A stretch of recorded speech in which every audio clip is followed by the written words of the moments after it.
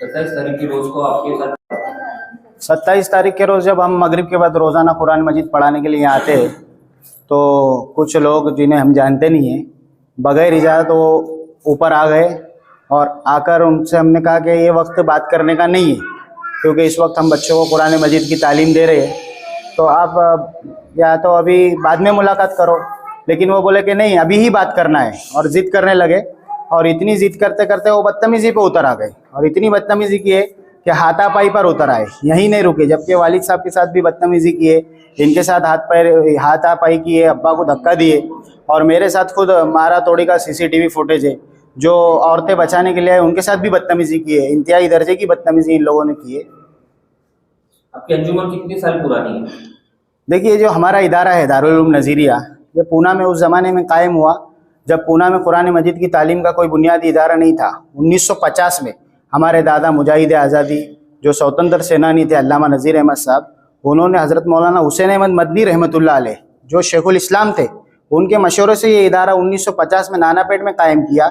और वहीं पे जमीयत उलमा हिंद का भी काम उसी ज़माने में शुरू किया गया पूना में। हज़रत मौलाना हुसैन अहमद मदनी के मशवरे से अल्लामा नज़ीर अहमद साहब ने पूना में जमीयत उलमा हिंद का काम शुरू किए।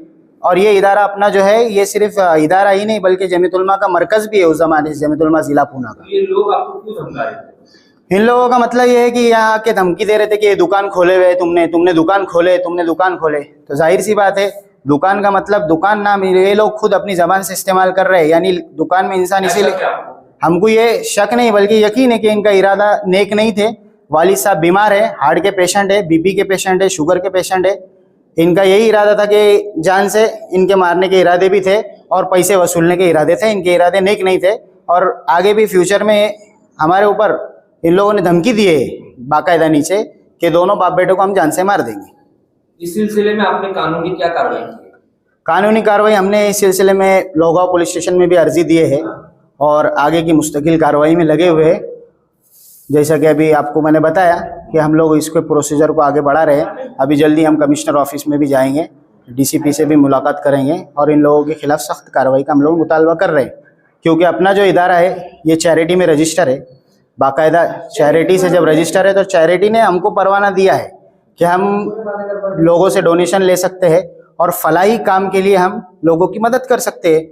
तो इस सिलसिले में कोई भी कल को उठेगा और आकर के मुतालबा करेगा कि तुमने पैसा कहाँ से जमा करे, तुमने कहा है, तो जहाँ हिसाब देना है वहाँ इदारा हिसाब मुस्तकिल हर साल दे रहा है। जिस तरीके से इन लोगों ने वालिद साहब के साथ हाथापाई की और मारतोड़ की, मेरे साथ भी बदतमीजी की, इनके इरादे नेक नहीं थे। और इन लोगों ने अभी कल